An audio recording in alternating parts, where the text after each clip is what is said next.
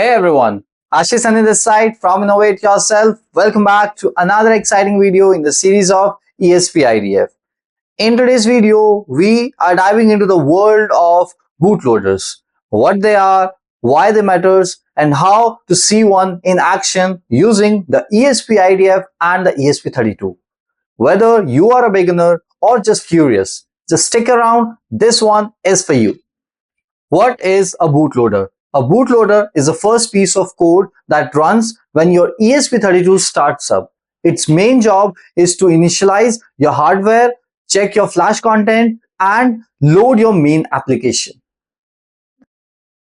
Key points. It's stored in a special flash region. It can perform checks like secure boot, OTA validation, or even choose between multiple apps. Think of it like a flight controller. It gets everything ready before the takeoff. Why is bootloader important? Bootloader are super important in the system that needs reliability. For example, in over-the-air updates, the bootloader decides whether to run the new version or fall back to the old one if something goes wrong. Bootloader in ESP IDF. In ESP IDF, the bootloader is automatically generated and compiled when you build your project. You don't usually modify it unless you have a very custom requirement or the use case. Alright everyone, so now you can see I have this initial project with me in which you can see I have this main repository inside which we have cmakelist.txt where we have simply defined the components and we have mentioned everything properly, right? So this is the initial project and I haven't done anything so far. So inside this, you can see inside this app underscore main, I've just called this printf, and inside this, I'm just simply printing a message. User application is loaded and running. This is just a message that I am just like printing right now, and I haven't done anything related to bootloader yet because I just want to show you that how actually it works and when actually the bootloader starts working, right? So let me do one thing. Before showing you the demo for the bootloader, let me show you how the ESP32 will respond and how it will work without a bootloader.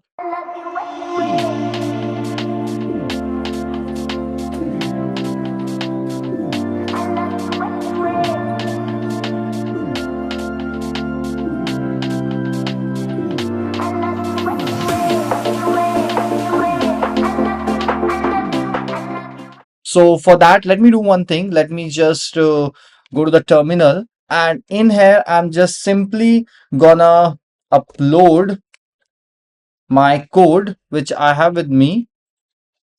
And one more thing, my ESP32 is already connected to my laptop, so I don't have to do like another connection, right? So it's already connected and I can directly flash it.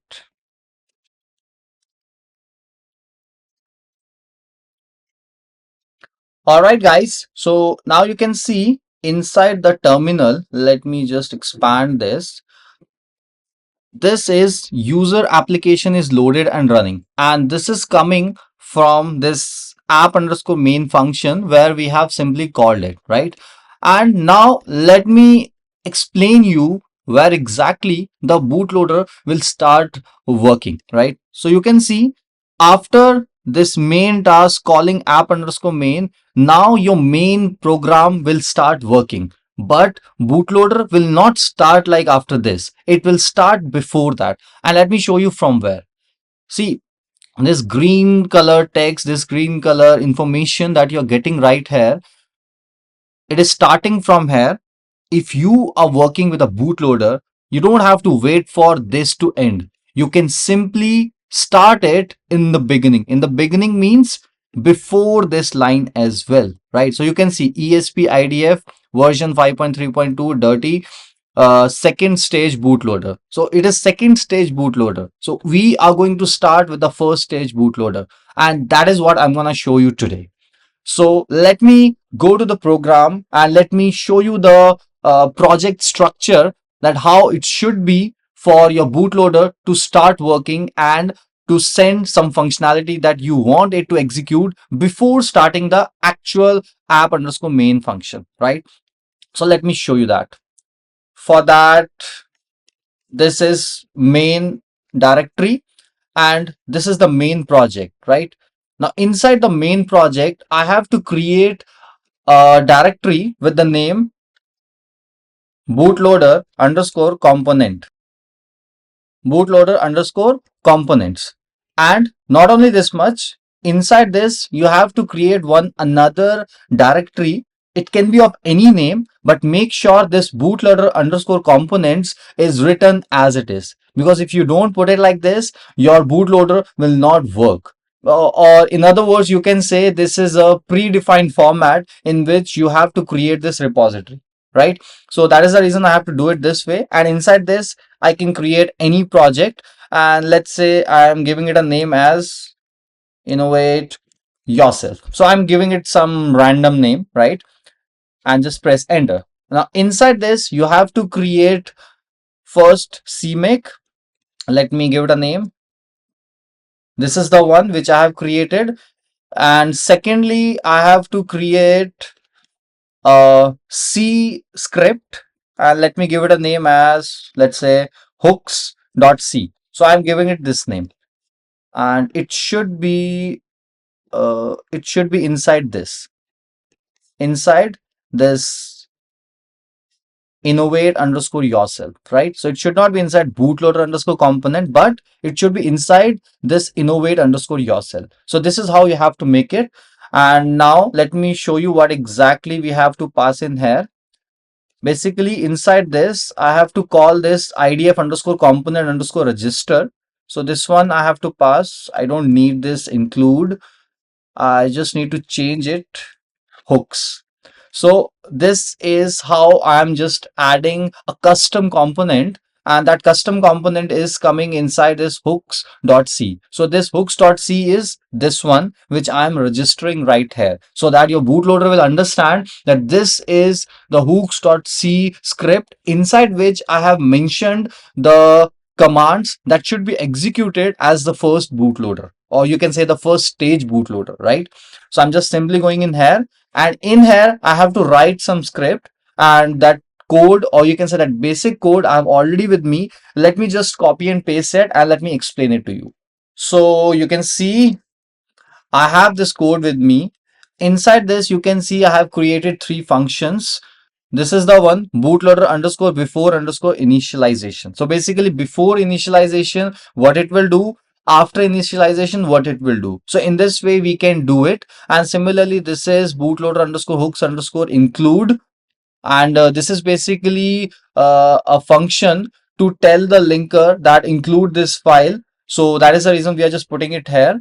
So for now, what I'm doing is I'm not doing some drastically or the very important task right now. I'm just simply going to print an information using the ESP log I, and that information that I'm passing in here is this hook is called before bootloader initialization. This hook is called after bootloader initialization. So basically right now you have seen the main function is starting from here, but after you upload this code, you will see this is gonna start from here. That means you can start doing the functionality, or you can say very critical task before the actual function actually starts, right? So you have the full power using the bootloader, right?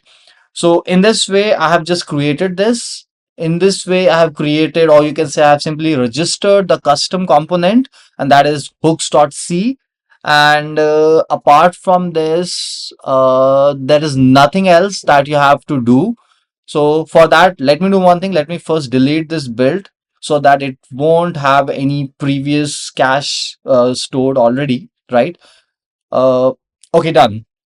Now again, go in here, stop this monitor, again just flash the code. So just simply flash it and let's see how it will work.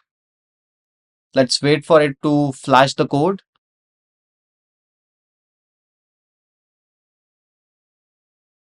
All right, guys. So you can see the code is flashed successfully, As usual, user application is loaded and running. So this is after the main function has been called. But now let's scroll up and let's see what we have done. See, before this, we are able to call this. This hook is called before bootloader initialization. And where is it? It's coming from here. Bootloader before init. This is the one which we are calling right here. This is being called in here. And after the initialization has done, this is what is being called, right? So you can see this is how the bootloader actually works. So this was all about the bootloader, and I hope I was able to make you clear on this bootloader topic. But still, if you think I have missed out on something and I should be covering up in the upcoming video, then feel free to leave a comment below in the comment section so that I can try to make another video, or you can say a detailed video on the bootloader, and I can also try to cover that topic in the upcoming videos. So that was a quick intro to the ESP32 bootloader and how it works behind the scenes. I hope this gave you a clarity and the confidence to explore more. If you have liked this video, do click on the like button, and if you are new to this channel and if you haven't subscribed to our channel yet, do click on the subscribe button so that you never miss an update from our channel. So this was it. See you in the next video. Till then, bye bye and happy learning.